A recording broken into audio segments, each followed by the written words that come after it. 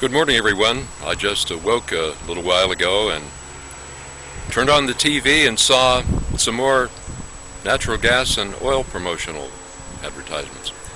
And I turned the channel and there was another oil and gas advertisement.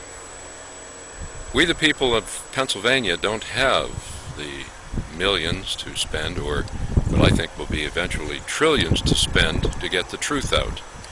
So I have this little presentation I'd like you to watch. It's 8 or 10 or 12 minutes long.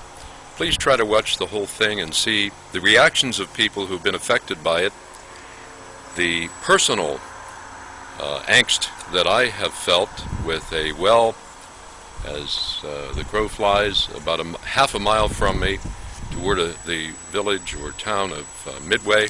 There's another one that's going to be behind our tree line, which you can't see. And there are going to be perhaps 10 or 15 right up the road. Are they all going to pollute? I don't know. Have they in our area? Certainly, especially in the community of Hickory. So I assembled just a few of the reactions that were shown in a hearing that was sponsored by the Obama administration. It occurred this past summer when the administration held an Energy Department hearing in Washington, Pennsylvania at Washington and Jefferson College. The panel appointed by the president was made up of current or former oil industry executives. Only one represented an environmental advocacy group. Let us listen to a small sampling of what the citizens had to say. You know, it really hit home when Atlas Drilling drilled a well in 2008, 215 feet from my niece's drinking well, and she ended up breathing and drinking this stuff and fell into a coma for 3 weeks.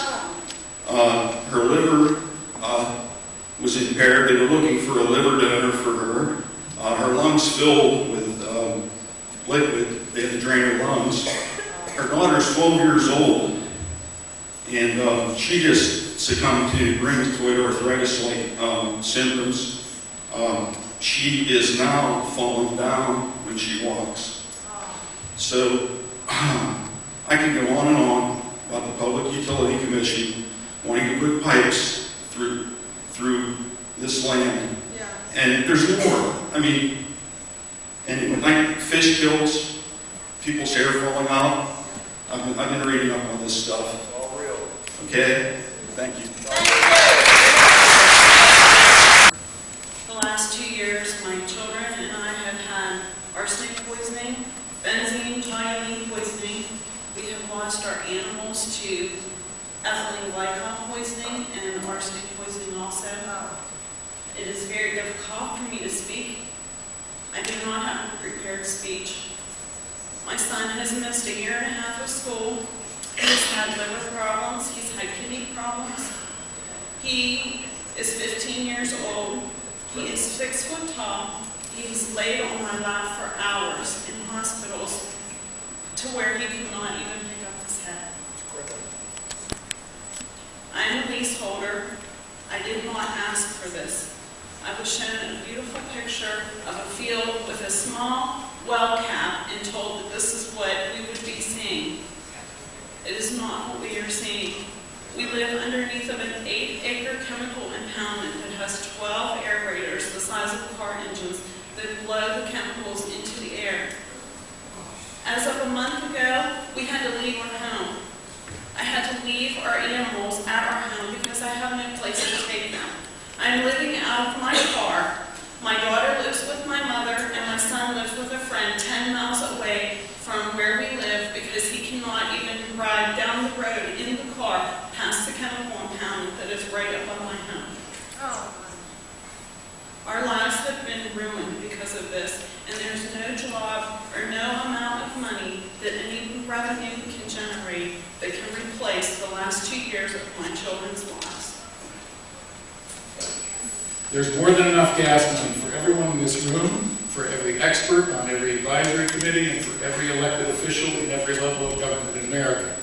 But we don't want the money because we're convinced that history will look back on shale gas hydrofracturing as a cataclysmic economic and environmental catastrophe for our nation and potentially for our race. We are not hysterical. We are an informed citizenry. And frankly, we're insulted to be relegated to one-night sideshows like this one, where we have to scrap for 2 minutes just to get, as you said,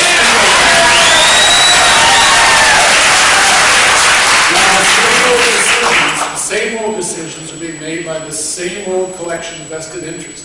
This administration is no closer to a survival energy policy, let alone a sustainable one, than any prior administration. There still seem to be no depths that we won't go to sustain or to continue an unabated use of fossil fuels. And I'm afraid that your subcommittee is just another diversion while the way is being paved for selling American gas overseas for profit. Yes. The myths of this industry can be refuted, rebutted, and need to be rebutted. You still have time to go back to the DOE for a different model. But if you continue to force concerned citizens working together for our common future back out into the streets, then that is where the political decision will ultimately be made.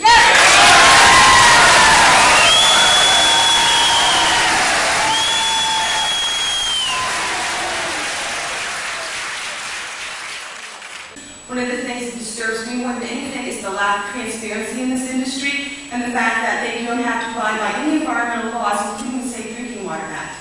When I looked at some of the chemicals, and I can't go through all of them today because it would take forever, but as a teacher and an instructor, when I looked at these, I was shocked.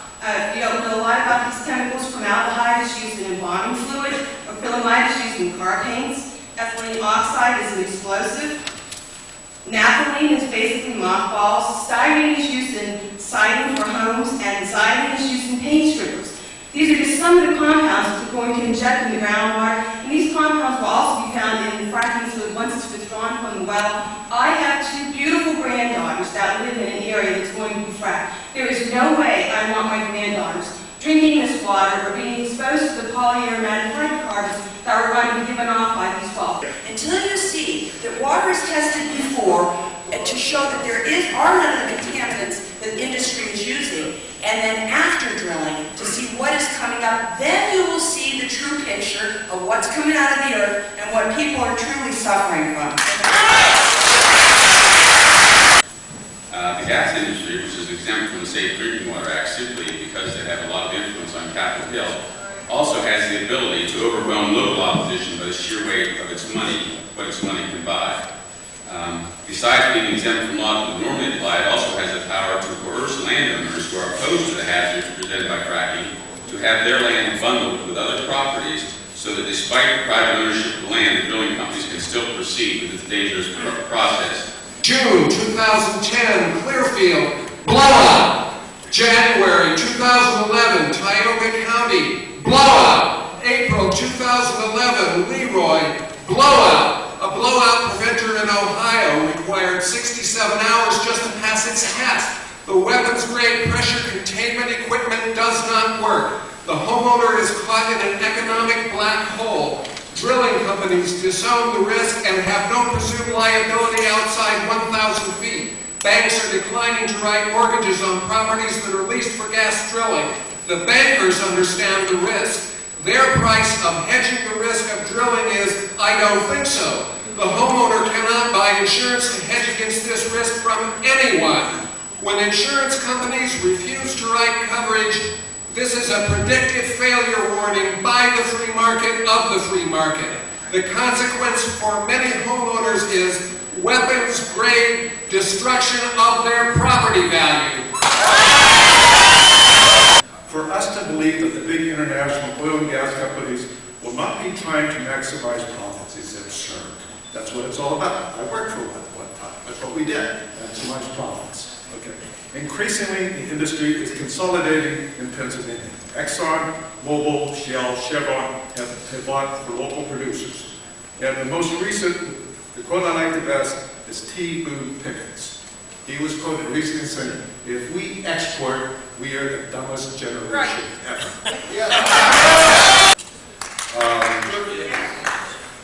I have a problem with people coming into my neighborhood and injecting bioaccumulative mutagenic drugs in my water supply. The industry has made a lot of claims if they would do things right. Problem is, according to the local paper, they've had over 1,500 violations already. And about 3 years ago, my husband said a house blew up near us, very close to us, about 5 miles away in Bainbridge, Ohio, on English Drive, and it was caused by fracking. The methane leaked into the well and it blew up. Well, they contaminated the whole aquifer for 5 or 6 miles. Actually, Bainbridge Police Department is right on that, and they can't even use their water at the police department. These people came into my area without regard for my family or our property. They poisoned my water and continue to poison my water while developing their well, plugging it and abandoning it. They left me with no one to help me except the DEP. Oh, the DEP took many water samples and they found the same contaminants that other samples showed. But they will not investigate to identify the source. That 2 Marcellus gas wells had been permitted in close proximity to our local drinking water treatment plant, which is located on the Monongahela River in Morgantown. As well, up to 4 more additional wells may be permitted there. We've monitored groundwater, we've monitored surface water, and we've monitored soil. And you've heard today assertions that there's no confirmed cases of pollution. And that's simply false. And I can tell you, simply based on the data that my company has collected, that we have documented groundwater pollution, we've documented surface water pollution, and we've documented pollution in soil. Thank you. I want to just say that there are many people in PA and in Pennsylvania that are feeling actually abandoned, and that's a strong word. I don't normally use that kind of language. But the common sense and doing the right thing for the long-term health and safety of our families has taken a backseat to the big money. I am about 40 years retired from the air and water pollution business, and I've never seen anything like this before in my life. My wife and I live about 3 miles from the Beaver Run Reservoir. That's the main water drinking source we have for northern Westmoreland County. A new well pad went in just a couple days ago. I was driving north on Route 66. There's about 25 operational wells around the Beaver Run Reservoir, and it's just completely alarming. My name is Ron Slade, and I'm going to talk to you today about, first of all, the first scientific study to link drinking water contamination to fracking. The recent Duke University study showed that fracturing the Marcellus Shale for natural gas is contaminating private drinking water wells. The Duke study concluded that methane traveled from the Marcellus into the groundwater for either new fractures or enlarged existing fractures above the Marcellus created by the hydraulic fracturing process. Just north of me is Ridgeway Sewer Plant that has been merely diluting frack water into the Clarion River, and Clarion students in Clarion University were mortified to find out that they were getting toxins 200 to 700 times more toxin than was humanly tolerable going downstream to their water supply. That water goes down even further down the Allegheny River to Pittsburgh and goes right past H.J. Heinz, which could be picked up by soda pop boilers, breweries, into your soups, pickles, and ketchup. Now, just think of that when you're having your next summer cookout. My major concern is with the air pollution emissions. There are a lot of very legitimate concerns about water quality, but the greenhouse gas emissions from these Marcellus wells is orders of magnitude greater than in conventional vertical wells. When the gas industry talks about clean burning fuel and gas as a transition fuel, they need to be able to capture these greenhouse gas emissions, and they are not doing it. We need federal regulation to step in to help states like West Virginia, because unless you act, states like West Virginia will continue their race to the bottom. So folks, those of you who support drilling unequivocally are probably the ones who are making the millions. The rest of you think that perhaps you're isolated from that. But remember the seismic activity that occurred. It was felt here in western Pennsylvania. What I wonder is, what might that have done with the alleged secure pipe and cement encasements? We don't know. We won't know until our well waters are befouled, and just about 200 feet from here we have a deep well, a deep water well. Are we going to be safe? And when will we find out that it's polluted? After the fact? Too late then, folks. Thank you for watching, though. We'll be back with another program, that's for sure.